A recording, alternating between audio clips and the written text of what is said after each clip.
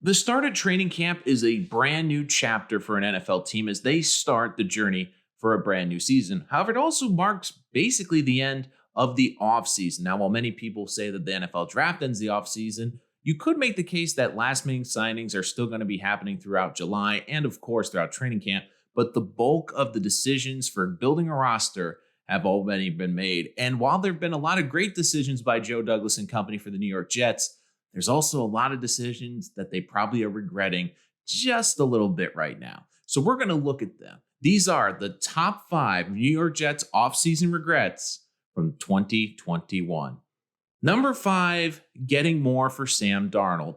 Now, this is a little bit of a tricky one because I actually think the Jets made out pretty well getting rid of Sam Darnold, especially when it became clear that the team was going to draft Zach Wilson, getting a 2nd round pick, a 4th round pick, and a 6th round pick in terms of compensation. However, there have been reports that the Jets could have maybe even gotten a 1st round pick. And I'm of the opinion that I actually think they could have gotten a 1st round pick if the Jets put a little bit back in the trade. Like, let's say they gave a late 3rd round pick or a 4th round pick. I do think that they could have gotten a 1st round pick for Sam Darnold. Now, I do think the compensation is fair. And let's be honest, I think both the Jets and Sam Darnold both needed a fresh start.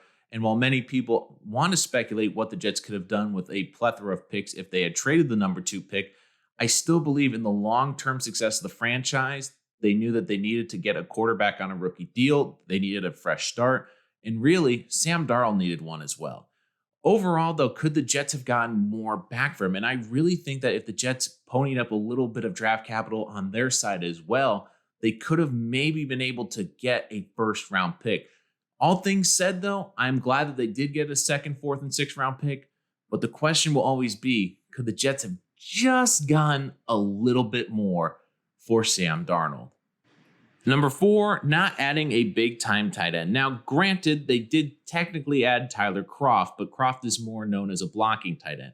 And this was a pretty good free agent class for tight ends. And with a rookie quarterback coming into the fold, you would have think the Jets could have been more aggressive getting a tight end, especially because of how much the tight end is utilized in the West Coast system. But it does seem that the Jets are content to give Chris Herndon another opportunity. And maybe it will work out. Maybe Herndon, this is the fit he's been looking for, and maybe he'll be great.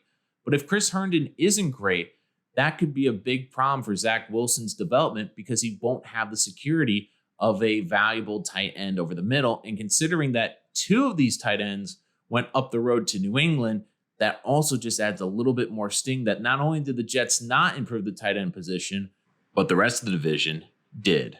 Number 3, not extending Marcus Maye. I've talked about this on a previous episode, but now to be fair, I can see where the Jets were coming from. They had the franchise tag option. They didn't want to give Marcus Maye and pay him like a top 3 safety in the league when, despite being a very good safety, he's not one of the top safeties in the league. But the biggest thing for the Jets isn't necessarily getting the player the big contract. It's the optics of not getting the player the big contract. Because now for the 2nd year in a row, they have not been able to extend a talented young safety, and a young safety that has already hinted that he would want to be traded if a long-term deal can't be reached. Now, I do think Marcus Maye is going to have a great season playing under this franchise tag, because he's going to want one of 2 things at the end of the season, which is either a long-term extension from the Jets or for the Jets to tag and trade him so he can go to a team and get a big contract. Either way, though, this isn't exactly good optics for a team, especially with a team with a lot of good young players coming up for potential contracts, such as Quinnen Williams. You want to have a team that feels like they are going to get paid if they play well. Marcus Maye played well, and the Jets, while understandably not wanting to give him a big contract, have put themselves in a difficult position because the 2nd year in a row, they have had problems negotiating with a player who they have said they want to extend long term, but by the end of it, both sides seem to be at a stalemate. Number 2, not getting a veteran cornerback. This wasn't exactly an A-plus cornerback market, but considering that the Jets didn't draft a cornerback, it has added to the issues. Now, granted, the Saleh defense doesn't necessarily need great cornerbacks, but when you're going into a season with corners that have at most a year of starting experience and who are likely on most teams the the second or third options, it's a bit dicey. I get that Saleh in the front office wanted to invest in the front four, and they certainly did.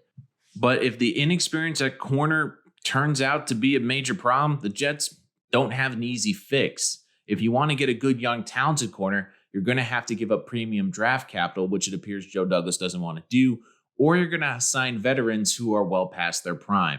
So the Jets had an opportunity to improve this secondary, and while they have improved a lot of this roster, the secondary, which coming into the offseason was probably the biggest area of need, was still the biggest area of need once the offseason was over.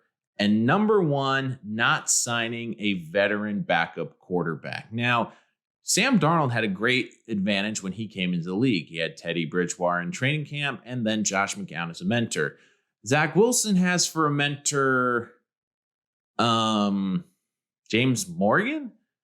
The problem with the Jets is they didn't address the backup quarterback position. While I get that Zach Wilson was going to be their day one starter, you still would like a veteran presence on the team to help bring that young guy along.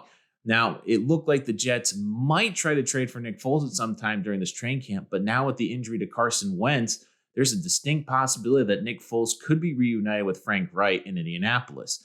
Now, the Jets did go after Brian Hoyer, but he decided to stay in New England to not move his family.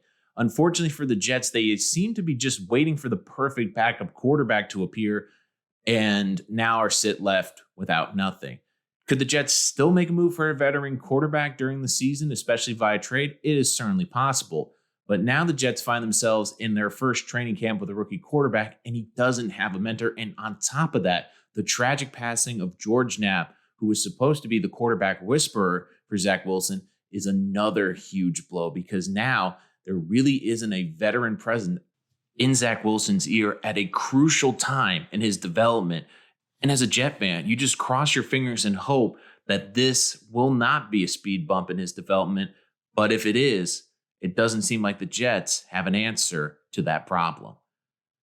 That's our list. Thank you so much for watching. If you want to make sure you don't miss any of our latest Jet content, hey, hit that subscribe button. I promise you're not going to want to miss anything. And hey, if you're a subscriber, hit that like button. I want to know what you want to see. And of course, you can always comment down below to give us ideas for our next video. But until next time, I'm Nolan Rich, and this is Rich Sports Talk.